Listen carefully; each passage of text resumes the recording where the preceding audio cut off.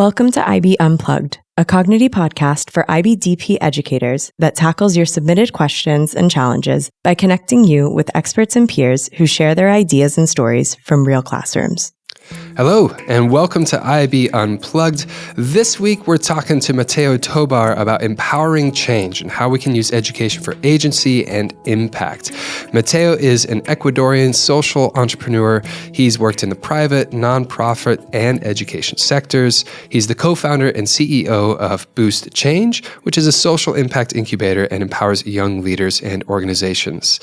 This episode is going to be exploring innovation, collaboration, and experiential learning and how that can empower young people to become real change makers in your area. Yeah, so if you were wondering, maybe in your school you feel like there might be a gap between what the students are learning in secondary school and the kind of real world skills that they need later on. If you're thinking that you want to be focusing a bit less on grades and more on learner profile and really bringing that more into the forefront, or maybe you want to connect your school more with the local community, this conversation is going to bring up quite a few of these different points and give you some tips on how to move forward. So welcome to the show. We hope you enjoy.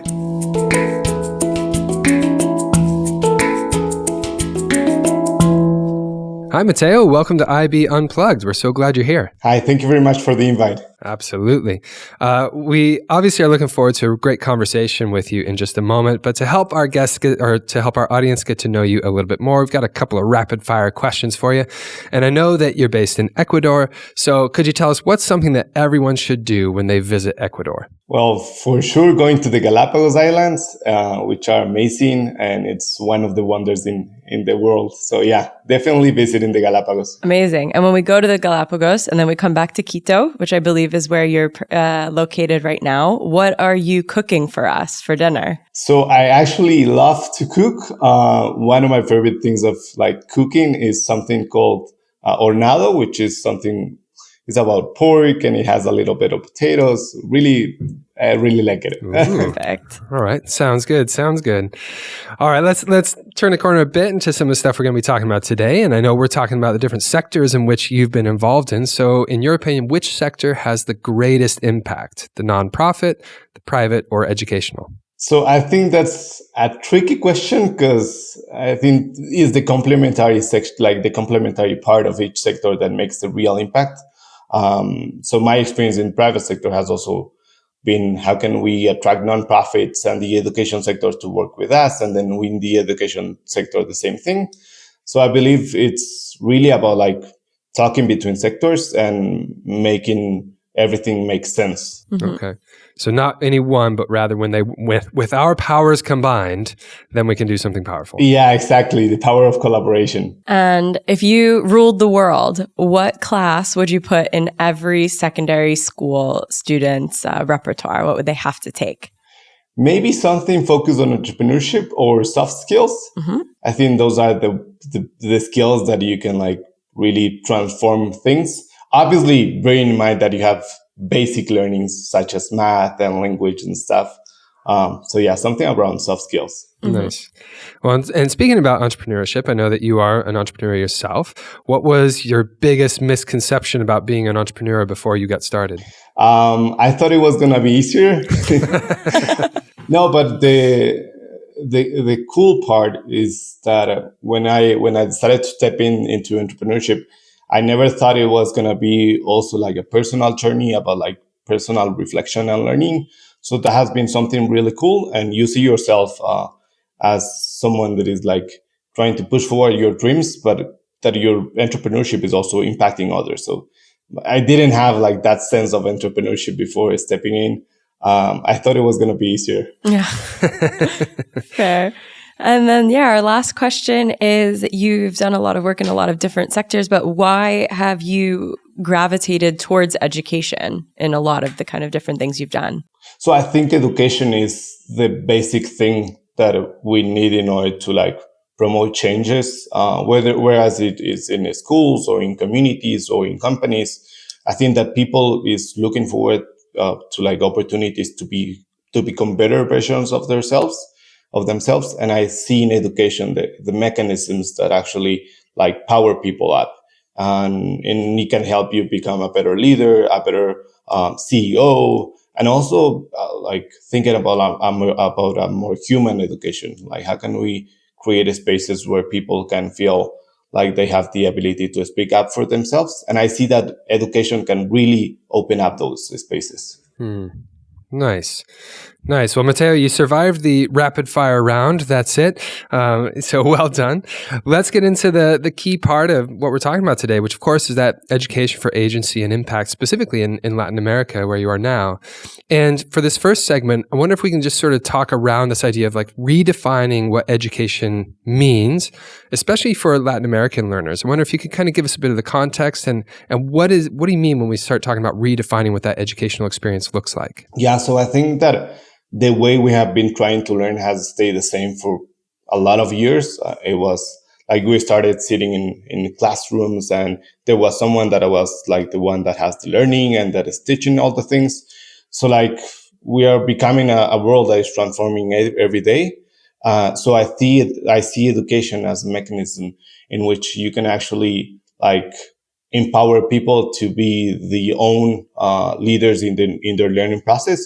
So I see like that's how we see like I mean myself like transforming education is about making every people conscious that they can lead the process of learning and that they have the opportunity and the capacity to explore how they see themselves in topics of in terms of learning. So it's really about empowering people, and then like practical learning. I see that there's a lot of opportunities in allowing people to get their hands towards the learning and learning the ways that they want. That it is not necessarily that you have to learn everything in the classroom, but you can also learn things outside of the classroom and engaging with other peers that are outside of the classroom. So yeah, I see like education, at least in Latin America, like a really big opportunity to like break the walls of the classroom and really get outside and have a learning process that is that also works with other people that are outside of the school. Yeah. You've been working with schools kind of across Latin America. What are some of the kind of themes of the challenges that you see coming up most often? Yeah. So I believe one of the major challenges is that we think that education is like only the process that happens in the classroom, or like maybe that teachers are the ones that have to always lead the learning process, which is also truth. But there's also an opportunity for students themselves to realize that they have the capacities and the opportunities to expand on the learning that they want to achieve. And one of the challenges here is that maybe teachers don't have the necessary tools and resources to create more learning, like more meaningful learning experiences with their students. And on the other side, obviously, students are facing like some really personal challenges and situations within their house. So we're talking about communities that do not necessarily have the best environments in their family or in their home. They are facing a lot of insecurity, a lot of violence. So how can we create learning processes that can actually provide all type of students and all type of persons the same opportunity to acquire more opportunities? So I want to come back and touch on something that you mentioned before, which was with regard to students having a little bit more choice over learning what they wanted to learn. And it's got me wondering, to what extent are the changes that you're seeing necessary in Latin America due to restriction based off of curriculum and specific content that we have to cover based off of what a government might say or some other educational entity? Is this talking about changing a curriculum, or is there more than that? Obviously, there are always opportunities to improve the curriculum. But it's also about like providing the spaces and the opportunities for teachers themselves to realize that they have the capacity and the opportunity to be flexible in the learning process. But for governmental entities, there's also an opportunity to be more, to put themselves in the shoes of teachers, because they have a lot of work and a lot of things to do. So yeah, I think it's also giving the opportunity for teachers themselves and the tools to be more flexible in the learning process. Whereas it can be like a very linear curriculum, but the process in order to achieve learning objectives can change, and it can be more practical. Mm-hmm. Have you been working more with teachers or more with the students yourself in Boost Change and the other organizations you've been founding? Yeah, so in the past, I was working more directly with students and schools and maybe at some point teachers.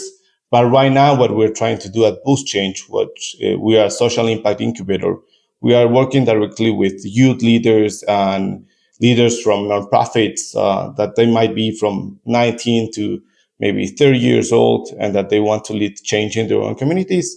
So that's the main public that we're working on with. But yeah, in the past, working with teachers has been also like a great experience of mine. Mm-hmm.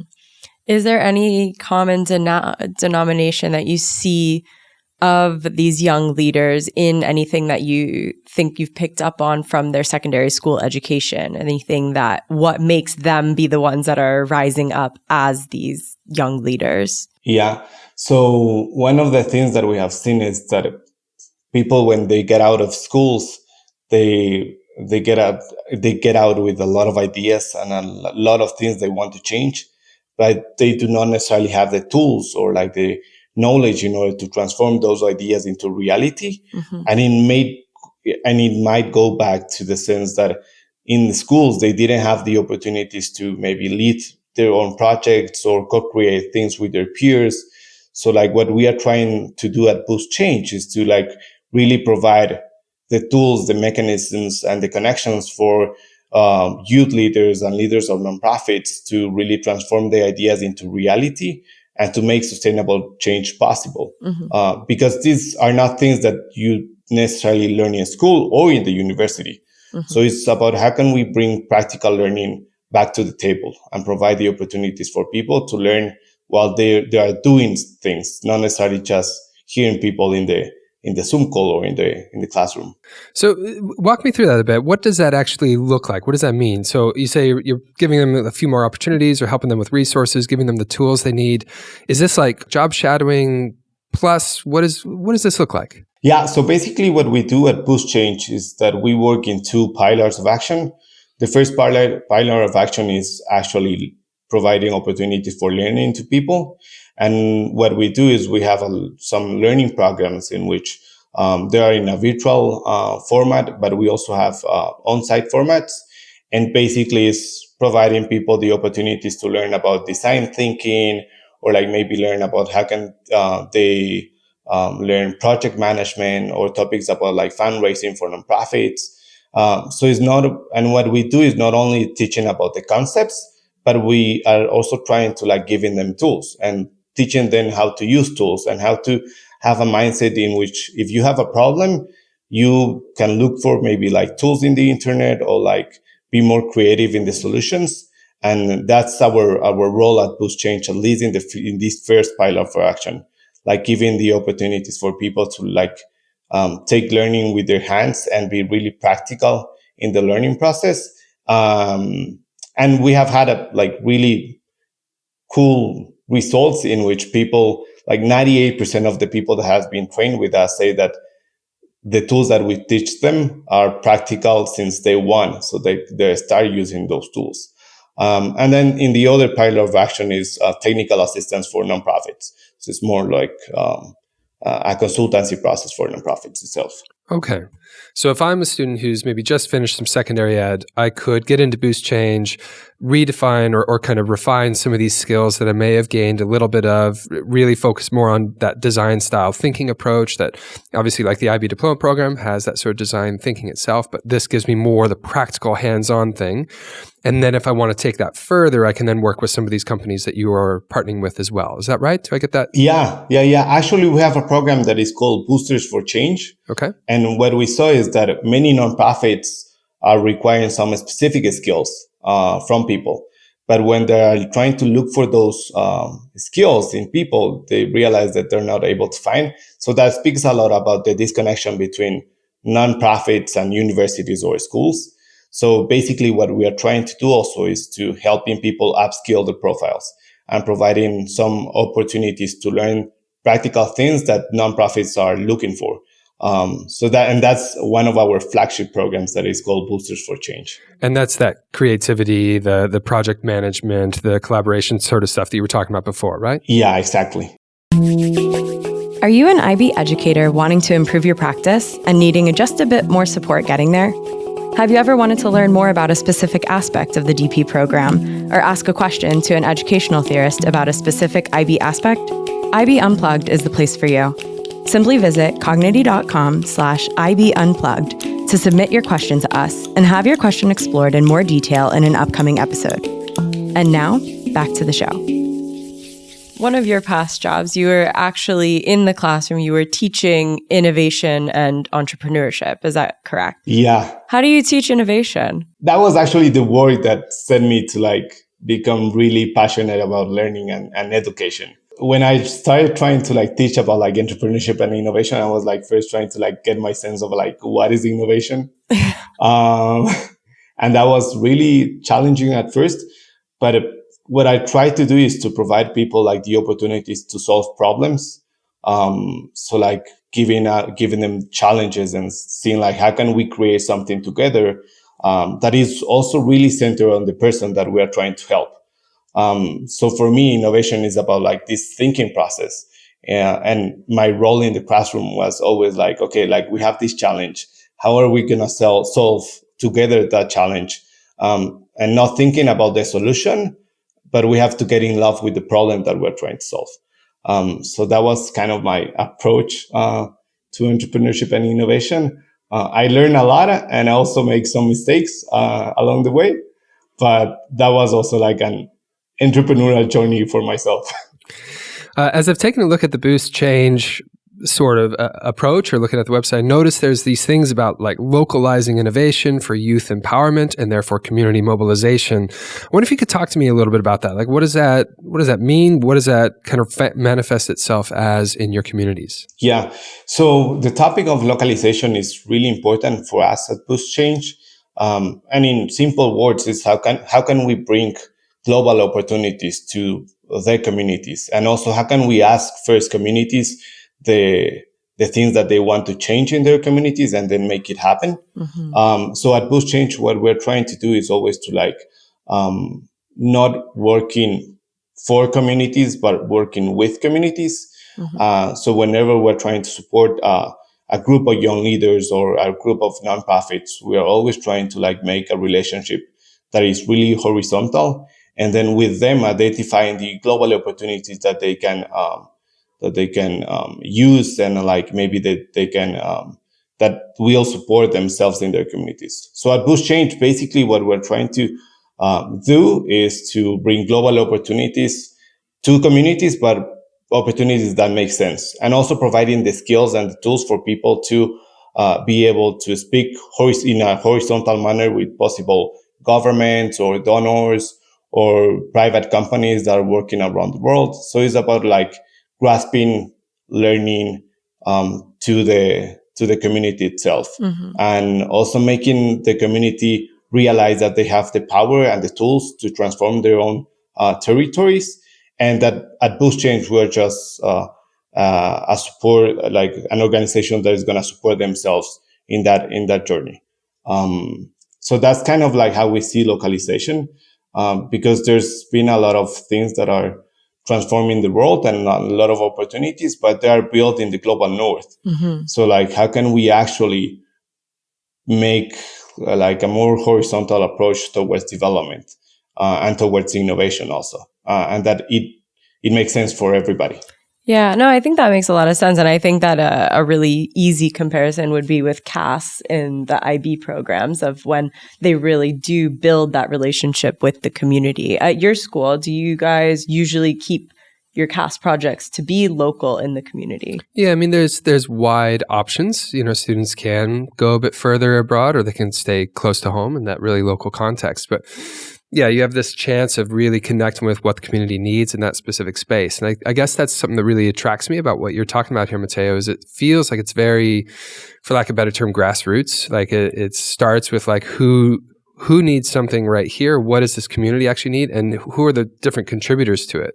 And so when I compare this to the IB diploma program, where we have the creativity, activity, and service component, like you were talking about there, Court, there's parts where you could see it as like, oh, I'm just going to go get some cash credit, if you will, and do this thing or the other. But what I like about what you're talking about is like it's an engagement across all these different stakeholders to do something meaningful that the community has defined as meaningful for them, which sounds like a pretty cool approach to it, really. Yeah, and I think that the CAS section of the IB diploma, it's like a great opportunity for like students to really engage in how communities can transform themselves. And also we have a podcast that is developed with AI, and we just developed an episode focused on participatory action research.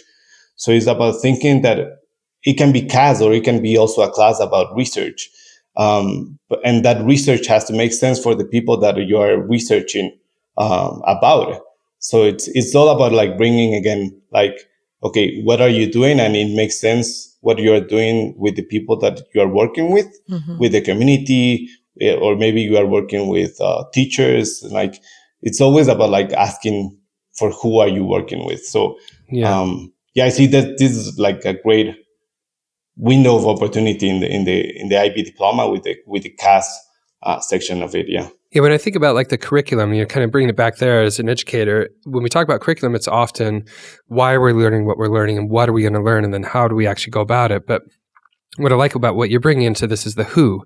Who are we learning for? Who are we doing this? What is the purpose of this here? So I guess when we talk about transforming or redefining education, at least in Latin America, and what could be applicable to all schools everywhere, is really rethinking what am I learning to, who am I learning this for, and why are we doing those things in this community? So taking that real global idea and bring it down to local context. Does that sound kind of like what you're aiming to do with this?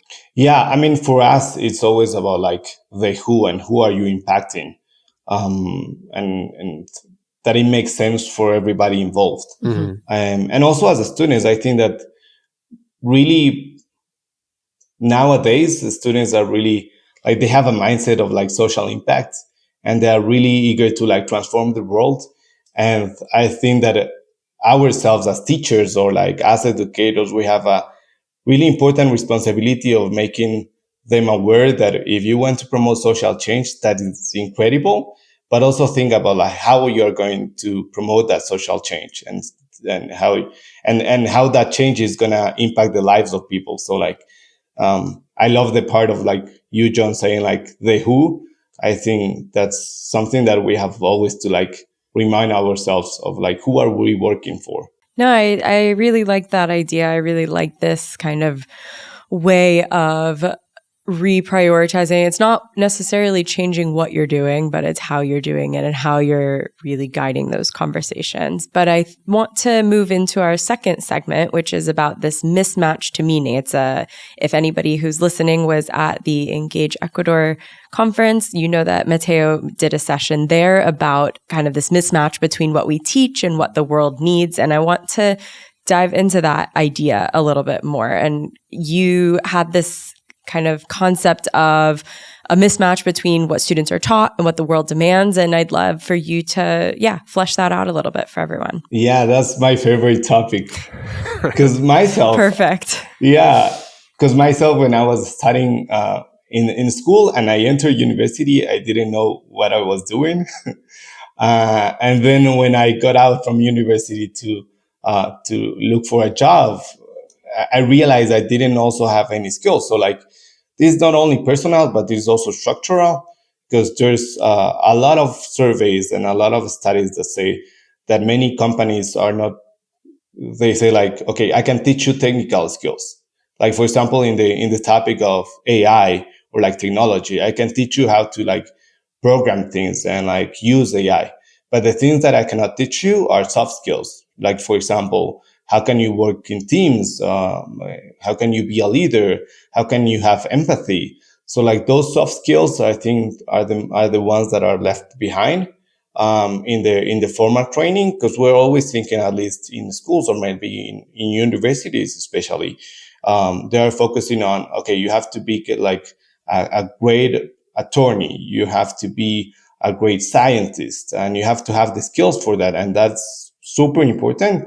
But also, what we are forgetting about is that we also have to be good human beings, and that we also have to be good teammates. And the part of soft skills are the ones that I think are left behind. And those are the ones that are also extremely important for the private sector. Like super tech companies like Google are looking for those skills, because those are the ones that you cannot train internally in a small period of time. Like you cannot teach someone to have empathy in just like 3 months in the onboarding process. So it's about like, how can we create opportunities for young learners, but also adults, in order to like learn those skills and those abilities. Yeah, as you're talking here, I'm growing with frustration, because I think about the IB diploma program, and yes, of course, there's a big push on content, but right at the heart of it is exactly these skills you're talking about, the IB learner profile. It's this like, be more caring, be a thinker, like have collaborative skills, all these things that I know the IB does their research on, and I know they really think it through with regard to like, these are the skills that are going to last, beyond this curriculum. And I guess what's frustrating here is I know that so often students, parents, and I know teachers, we just kind of get focused on the grade.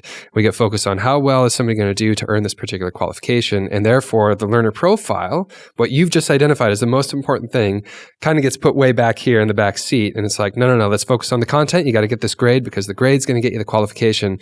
And all the while, what you and what it seems like every professional is saying is like, no, we need those soft skills more than anything else. We can teach you all the content knowledge, the contextual approach to this, but really, if you don't have those learner profile attributes, then you're not going to be so successful. Yeah, and especially in a world that is changing so fast, like with AI, like everything has changed in like no timing. So like, I think that most like today is more important than ever. For example, resilience. How can you learn resilience?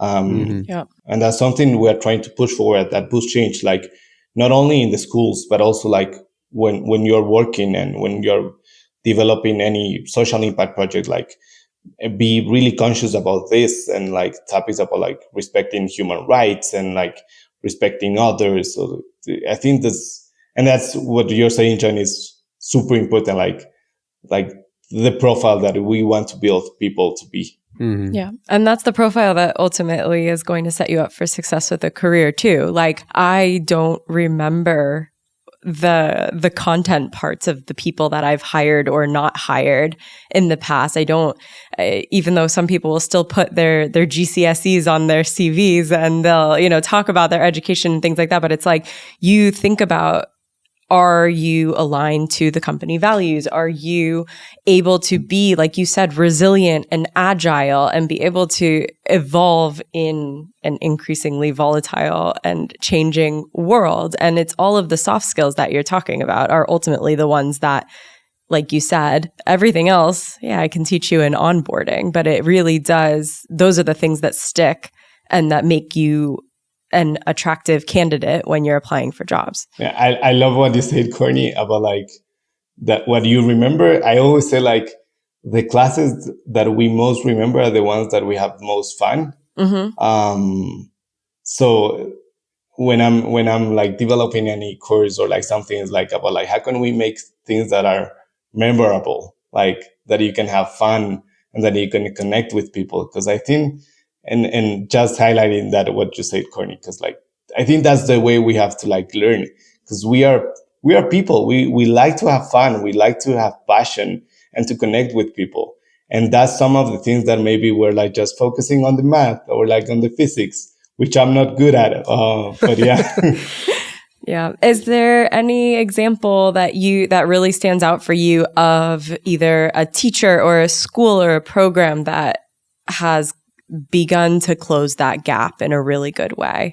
So in Ecuador, there's a lot of good examples of organizations or schools that are trying to like achieve this.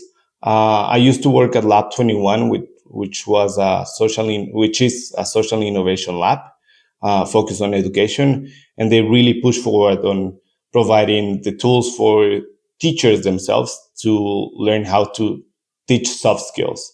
And they're right now working in a lot of cities here in Ecuador, like trying to push forward the program that is called Transform Your School, which is basically providing like small grants for schools in communities for them to like propose programs that can transform their schools. And the proposals have to be co-created with the students, with teachers, and with the community. So it's about like trying to bring this mindset of like, okay, everybody has to work together, and we have to put like all of our soft skills in action to build this proposal. So that can be like a really good example that I know because I used to work there. But there are also obviously other schools that are trying to like open up more the schools and bringing more connection with communities, with parents, with private companies. And I think that the best way in order to like bring like or to highlight the importance of this profile at the end of the learning process is just like bringing everybody to the table, because the world doesn't work in silos. We are always like interacting between each other. So I think that the best examples, is how can we promote this is schools that are opening up, or communities that are working together with the schools and with nonprofits and with private sector, because there's going to be a lot of richness in those conversations. Mateo, I really like that, because as we've been talking here, I'm like, how do you close that gap? Because a school can very much be a silo, as you just mentioned. It's very easy for the teachers and the students and everybody to just build their own sort of micro community and be like, everything just happens here. And the currency in this community is the grade and the number of scores that we get. But, as you're talking about reaching out and kind of connecting with people outside of the school and getting the rest of the community involved, you could see where that would really help a young person shift their mindset from the only thing that matters is my grade to it matters a lot better that I can collaborate with people and I can work in a different team and I can show some empathy and respect and I can develop a better intercultural understanding because I'm now with different cultures and different communities here. So I love that example. And I think it's really good if, any educator right now listening could think, what are the ways that I could connect with communities nearby that take us out of our silo of education of this classroom and this school and get out and connect with other people. Because I think that example you just gave would be an excellent way of really teaching those soft skills and bridging that gap from grades to like the stuff that matters. Yeah. And one of the things we are trying to like highlight a lot at Boost Change with the people that we work or the organizations that we work, and that also applies to educators and schools, is that people is open up to support you. And like, I see there's a lot of power, for example, in LinkedIn, or just like walking up to like the company that is next to the school or the community that is next to the school. Because most of the times, if you ask for people to work in something together, they're going to say yes. And most of the times, if you are asking for help to other people, they're really open to do it. And for example, this podcast wouldn't be possible if LinkedIn would be like a good tool in order to like connect and be like, hey, we're going to do this. And like, could you help us? So that is something that we're trying also to like highlight, like, just don't be scared of like someone saying no, because most of the times they're going to say yes. Mm-hmm. So that's why I love LinkedIn. And one of the things that I always tell like young learners or teachers or students is like build a LinkedIn profile and start just like looking up for people that is like maybe producing information that you like, and just like send some messages, because I think that the world is full of good people, and we have to like just connect between each other and help each other. And I'm sure that they're going to say yes. Yeah. I do think that's also quite a bit of a skill of the reaching out piece too, because I think that the community is as involved as they feel like it's a collaborative thing as well. Like if you're a student and you're going and you go to this business or this community, you say, I'm going to fix your problems by doing this. And it's like, okay, like, you can't just come in and tell me how you're going to help. But I think that, I mean, I don't know if it's still the case, but in the business management IA, that was one way that I know that a lot of students were struggling, is they would approach a business with their business idea of how to improve their business. And I think that there's a lot of skill development that can come in there of like, how do you connect with a community and how do you get involved? Because if you show up on their doorstep and say, I want to help, but I don't know how, Or if you show up and say, here's my proposal for what we're all like, what I'm going to do for you, there's that middle ground part that I think is really important. Yeah, totally. And I think there's also like a lot of skills going into trust building, and how can you build like relationships based on trust. And that's why whenever I'm trying to build something, the first thing that I say, and that we're trying to like tell other people that this might be like a good idea, because we're not perfect. I'm not perfect, but it's just like having a coffee and having a conversation, like a meaningful conversation, and just trying to understand each other. And maybe there's not gonna be an opportunity to work right now together, but the door is open and the connection is open. So yeah, what do you say, Courtney, is super important, because otherwise we're forgetting about like the who that we're talking before. How can we build like this relationship of trust, which obviously connects a lot with the soft skills part? Like, how can we have this type of like personality, or like how can we build this confidence in ourselves to have these conversations? And I know that it's really hard, because for us it's also hard at Boost Change, like approaching some like big nonprofits or like big companies and trying to speak with the CEO or like the executive director. But what we are trying to tell ourselves is that we are all equal, and maybe there's also like an opportunity for them to collaborate with us. And it can be like, maybe it's not right now, but maybe in the future, just let's have a coffee. You can see where a lot of that would be very relevant. And I think where it would help quite a bit with like developing some agency within a young person, for example. They can see like, here's my role and how I can work within this group that I've just kind of been put into. But I want to kind of bring back to something you mentioned earlier with regard to joy and like how important it is to have, you know, joyful experiences and things that we like doing. How do we kind of connect all these ideas together? How do we make sure that something's relevant and the student sees like their possibility for agency, and at the same time ignite a passion that's built out of some really enjoyable, playful experiences? Great question. I don't think I have the answer, but what I will say is maybe just reflecting a lot that the learning process is a process, and that you as a teacher or as an organization that is promoting like education and trying to like build these objectives for the students, it's like you can also learn in the process of teaching. But the most important thing is for you to be truthful to like the learning objectives, but also to like the values that we were talking before, like being do no harm, and like being a good, trying to be the best version of yourself as a teacher, or kind of as a guide of the learning process.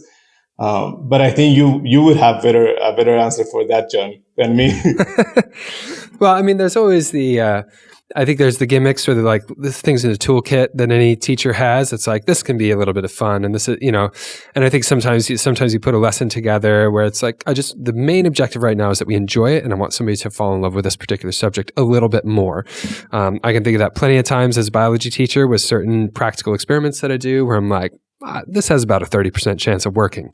But it's a hands-on thing, and they do these things, and actually it teaches so many other things along the way as well, and it's a memorable thing as well. So I think sometimes we almost have to sacrifice the like, here's the specific curriculum objective or whatever might come from this, and instead say, but this will create some collaboration. This will develop some leadership skills. This will help people become more open-minded, and they're going to have some fun doing it as well. And we're going to make a mess, and it's going to be something they remember. And I think sometimes as an educator, you've got to allow that pendulum to swing over there and go, this is still going to be a really important, memorable experience, even though I may sacrifice some content knowledge or content progression to develop these skills as well. Yeah, totally. And I think I'm thinking about like past experiences, the thing of time. Like you always like looking at the clock and you have like, okay, I have 1 hour for this session. And what you say is really powerful, because maybe sometimes you just have to say like, okay, I'm not gonna end the planning that I had, but they're having fun and they're just enjoying the learning process. Because that's the good thing. Maybe I'm gonna see them again next week. Yeah. It can be a bit dynamic, right? Yeah. So it feels like what we've spoken about here is like when we talk about a mismatch of making learning relevant, it sounds like it's more about set this in the community itself, get people outside of their own silos of the classroom and the school, interact with the community and find those moments of, yes, something that's relevant and allows them to develop some agency, but also those chances where passion and joy and that sort of stuff can come up by integrating with the entire community, not just staying within the school itself. Is that kind of a fair summary, or do you feel like there's other things that we could mention with that? Yeah, I think that's a fair summary. I would only add that I see schools are as hubs for transformation, because they are located in specific point in the territory. So like in other projects or like other experiences, what we have tried to achieve in my past experiences in other jobs is trying to transform the schools in hubs of transformation for the territory itself. Because, for example, roads next to the schools have to be usable for people to walk to the school. And then how can you promote the transformation of some specific environments within the school? So just seeing the school as really like spaces where good things happen. And that would be like, for me, the dream of like, when we're thinking about the schools, they have to be spaces where people feel safe. They are eager to learn, but more importantly, they are like hubs for good things to happen in the community. So that's why I always push forward to like schools have to be open, and they have to provide a learning experience that is fun and enjoyable. That actually hit me really hard right now. I like that a lot, because so often you think about a school as I've mentioned before, here's the place where just these people are going to be impacted. But I love what you said. Schools are a place where good things can happen for the community. That's a really powerful thing. Yeah, I love it. And as we kind of come to a close, I'm wondering, you talked about the school being the heart here, that you can have change in a community. And are there any examples you can think of top of mind where you've really seen that happen, where you've seen an initiative or a project bring about a collective impact for a community? Yeah, so right now at Boost Change, what we're supporting one program that is called Alza tu Voz, Raise Your Voice in English, that is funded by Fundación Bondar. And that we are basically, the project wants to build healthier cities for adolescents. And we're working in 2 cities in Ecuador, which are Quevedo and Rebamba. There are small cities that are growing fast. And I see that the project has done amazing things, because they have one component that works with teachers, and they support teachers to provide them tools for all the things that we were speaking about. But what we are also doing is that we are providing non-traditional learning opportunities for kids to have something to do after the school. Because what we have realized is that, for example, Quevedo is a city that is with really high rates of violence. And we're trying to like create spaces where kids and students and young learners can feel safe after school, and to use the best, to make the best use of their time. So I see that project is doing some really powerful things. And also ourselves at Boost Change, what we are doing is we are providing learning experiences for young learners that are currently working in the nonprofit sector. And it's also about like providing them with the tools for them to be better at their jobs, but also be more conscious that if they have a dream or a specific goal, the world is full of opportunities, and then you can access those opportunities. Because I think that the world is full of good things, and you can apply to many things, but not necessarily all the kids or young learners know that they have that vast access to the global set of opportunities that they have. Awesome. Mateo, this has been a really inspirational discussion for me. And as I got my wheels turning as an educator, I'm just thinking of all the ways that I can kind of take some of this back into my own context as well.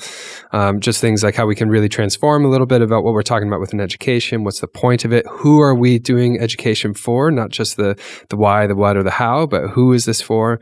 And then also, just thinking a lot about ways in which the school community can expand, like go outside of that community. Don't just stay within the gates. Really, really good stuff here. I really appreciate this conversation with you. It's been really inspirational for me. No, and for me, thank you very much, John and Courtney. I think we have to do more spaces like this to democratize the access to information for it can be teachers, learners, or the general population. Because at some point, I say like people is doing great things in all the regions of the world, and we have to connect more and to learn more from each other.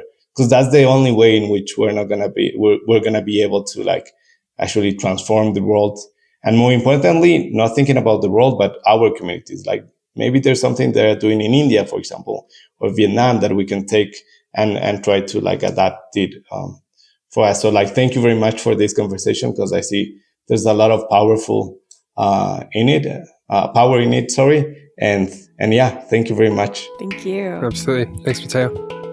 IB Unplugged is a Cognity podcast hosted by John Patton and Courtney Marlene and produced by Catalina Gaffney.